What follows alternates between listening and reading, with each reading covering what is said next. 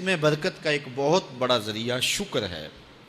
ارشاد فرمایا لَإِن شَكَرْتُمْ لَأَزِيدَنَّكُمْ، اگر تم شکر کرو گے وہ تمہیں اور زیادہ عطا کرے گا، اور اگر تم شکر نہیں کرو گے وَلَئِن كَفَرْتُمْ، کفران نعمت کرو گے إِنَّ عَذَابِي لَشَدِيدٌ، تو پھر میرا عذاب بڑا سخت ہے۔ رزق کے اضافے کا ایک اور بہت بڑا سبب انفاق فی سبیل اللہ ہے۔ اللہ فرماتا ہے جو تم خرچ کرتے ہو تو جو چیز تم نے نکال دی اس کی جگہ اللہ تمہیں اور عطا کر دیتا ہے۔ بعض اوقات ہمارا یہ ہوتا ہے کہ کوئی آدمی مالی بحران میں آ گیا تو وہ کرتا کیا ہے کہ جو راہ خدا میں دینے کا کھاتا تھا پہلے اسے کلوز کرتا ہے۔ یہ فلاں مدرسے کو دیتے ہو یہ بھی بند کر دو، یہ مسجد کو دیتے ہو یہ بھی بند کر دو، یہ فلاں غریب کو دیتے ہو یہ بھی بند کرو، حالات ٹائٹ ہو گئے ہیں۔ لیکن 5 گاڑیاں ہیں تو 2 گاڑیوں پہ گزارا کر لیا جائے، پیٹرول بچے، یہ نہیں ہو سکتا۔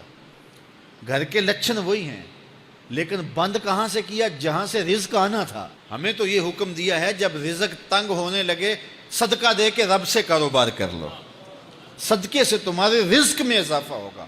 یہ رب کا وعدہ ہے اور اللہ کے وعدے جھوٹے نہیں ہو سکتے۔ رزق کی برکت کا ایک اور بہت بڑا ذریعہ النکاح ہے۔ فرمایا اگر تم نکاح کرو گے، تم فقیر ہو وہ تمہیں غنی کر دے گا۔ لوگ کہتے ہیں بچہ پیروں پہ کھڑا ہو لے تو پھر نکاح کریں گے۔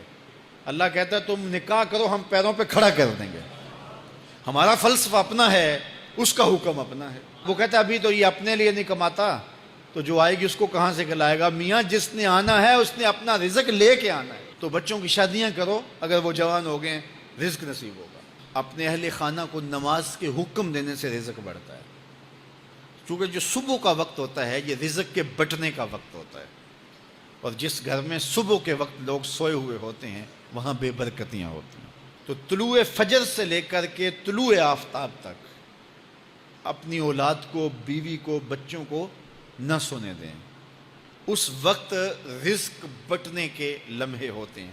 کثیر دعائیں مانگیں، تلاوت کلام مجید پڑھیں، اور نماز فجر مرد حضرات مسجدوں میں جا کے باجماعت ادا کریں، اور گھروں میں جو ہے وہ بیٹیاں بہنیں مصلے بچھا لیں تو اللہ کی رحمتوں کا نزول ہوگا۔ اب ایک حدیث میں رزق کے اضافے کا ایک اور نسخہ ارشاد کیا گیا۔ میرے حضور نے فرمایا جو شخص یہ چاہتا ہے کہ اس کے رزق میں برکتیں ہوں اور اس کی عمر میں اضافہ ہو تو وہ اپنے رشتہ داروں کے ساتھ سلوک اچھا کرے۔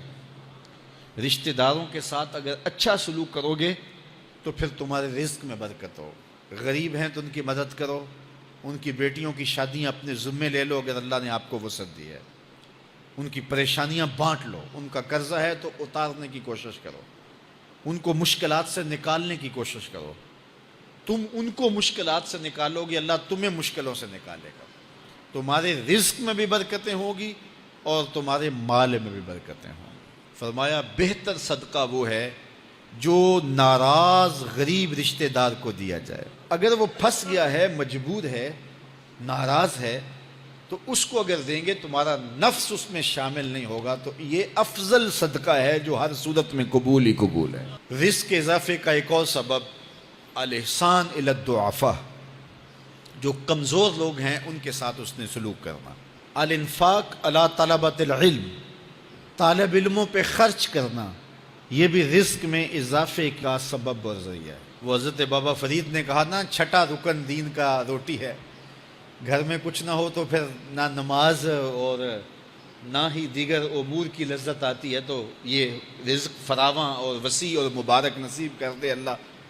تو اس کے لیے ایک اور وظیفہ میں دیتا ہوں، اور وہ یہ کہ مغرب کے بعد 21 مرتبہ سورۃ الکوثر پڑھ لیں، کثرت ہو جائے گی انشاءاللہ۔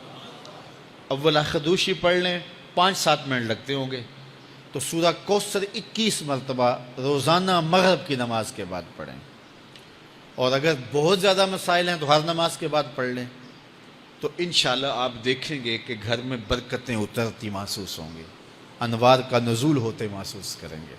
تو یہ وہ رزق کے اسباب ہیں، اگر ہم اختیار کر لیں تو ہم اللہ کی خاص رحمتوں کے حقدار ہوں گے۔ اللہ ہم سب کو رزق حلال، رزق وسیع، رزق سہل، رزق مبارک، رزق فراواں نصیب فرمائے۔ علیہ السلام پر درود پڑھنے سے انسان خود سنورتا ہے اور اللہ کی رحمتیں اس پر نازل ہوتی ہیں۔ علماء نے لکھا ہے کہ درود اللہ کی بارگاہ میں ایک دعا ہے جو اللہ کی بارگاہ میں عرض کی جاتی ہے، اے اللہ، نبی رحمت صلی اللہ علیہ وآلہ وسلم پر رحمتوں کا نزول کر۔ تو کوئی یہ دعا مانگے کہ اے اللہ اپنے نبی پر رحمتوں کا نزول کر، تو کیا اللہ تعالیٰ اس کی یہ دعا قبول نہیں کرے گا؟ تو درود ہر صورت میں قبول ہے۔ تو اس کا جو فائدہ ہوا کہ جس نے ایک مرتبہ حضور کے لیے اللہ کی بارگاہ سے رحمتوں کی دعا مانگی، تو اس کے مانگنے سے محبوب علیہ السلام پر کتنی رحمتوں کا نزول ہوا وہ تو اللہ جانتا ہے، یا جس محبوب کریم پہ نزول رحمات ہوتا ہے وہ جانتے ہیں، لیکن جو ہاتھ اٹھا کے دعا مانگے، جو ہاتھ باندھ کے درود پڑھے، ایک مرتبہ درود پڑھنے سے اللہ کی 10 رحمتیں اس پر نازل ہوتی ہیں۔ تو جو مسلسل درود پڑھے جا رہا ہے تو پھر رحمت کی برسات ہوتی ہے اس کے اوپر۔ رسول کریم صلی اللہ علیہ وآلہ وسلم نے ارشاد فرمایا، تم جہاں بھی ہو میرے اوپر درود پڑھو، تم جہاں بھی درود پڑھتے ہو وہ میرے تک پہنچتا ہے۔ صبح پڑھو، شام پڑھو، دوپہر پڑھو، دن کو پڑھو، رات کو پڑھو، نماز سے پہلے پڑھو، نماز کے بعد پڑھو، محفل کے آغاز میں پڑھو، محفل کے دوران پڑھو، محفل کے اختتام پہ پڑھو، مسجد میں پڑھو، گھر میں پڑھو، جہاں بھی میرے اوپر درود پڑھو گے، جیسے بھی میرے اوپر درود پڑھو گے، فرمایا میرے تک پہنچتا ہے۔ ہر شخص یہ چاہتا ہے کہ میں حضور کی قربت پاؤں، حضور کا قرب مجھے ملے، اور اگر کسی کے سینے میں یہ آرزو نہیں ہے تو اس کے سینے میں دھڑکنے والا دل کسی مومن کا دل ہی نہیں ہے۔ یہ میری بھی آرزو ہے، گناہ گار ہونے کے باوجود آرزو ہے، آپ کی بھی آرزو ہے، آرزو تو کی جا سکتی ہے، چونکہ کرم ہوتے دیر نہیں لگتی، وہ جس پہ چاہے کرم فرمائیں۔ تو اگر قربت حاصل کرنی ہے تو پھر اس کا طریقہ کیا ہے؟ رسول کریم صلی اللہ علیہ وآلہ وسلم نے ارشاد فرمایا، قیامت کے دن میرے سب سے نیڑے وہ ہوگا جو سب سے زیادہ میرے اوپر درود پڑھتا ہے۔ تو جتنا درود حضور پہ زیادہ پڑھو گے قیامت کے دن اس قدر حضور کی قربت نصیب ہوگی، اور حضور کی چادر رحمت کی ٹھنڈی چھاؤں ملے گی، جام کوثر نصیب ہوں گے، اور جہاں حضور ہوں گے وہاں قیامت کے دن کی سختیاں نہیں ہوں گی، وہاں دامن محبوب کی ٹھنڈی ہوائیں ہوں گی۔ تو حضور علیہ السلام پر کثرت سے درود پڑھنا یقیناً یہ دکھوں کو دور کرنے کا علاج ہے، اور یہ دنیا آخرت کی بہتریوں کی ضمانت ہے۔ حضرت ابو ہریرہ رضی اللہ تعالیٰ عنہ سے روایت ہے جو امام ابو داود نے اپنی سند سے روایت کی ہے۔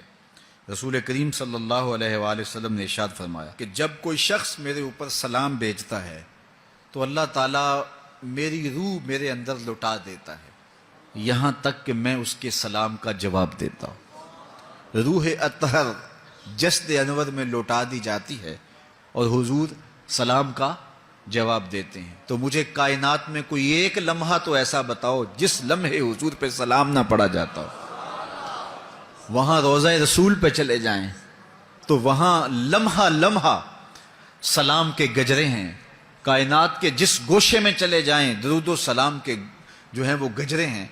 تو کوئی ایک لمحہ بھی 24 گھنٹوں میں ایسا نہیں ہے کہ جب حضور پہ سلام نہ پڑھا جاتا ہو، اور جب سلام پڑھا جاتا ہو تو حضور کی روح اطہر بدن رحمت میں ہوتی ہے اور حضور سلام کا جواب دیتے ہیں، اور جس کو حضور سلام کا جواب دے دیں، اللہ اکبر، کہ درود پڑھا کرو۔ درود حضور علیہ الصلوۃ والسلام سے جواب کا ذریعہ ہے، اور جب جواب جناب رسالت مآب صلی اللہ علیہ وسلم کی جانب سے آ گیا تو دنیا میں بھی بھلا ہی بھلا ہے، آخرت میں خیر ہی خیر ہے۔ حضور علیہ الصلوۃ والسلام نے ارشاد فرمایا، جس کے سامنے میرا ذکر کیا جائے اور وہ میرے اوپر درود نہ پڑے، وہ کائنات کا سب سے بڑا بخیل، سب سے بڑا کنجوس ہے۔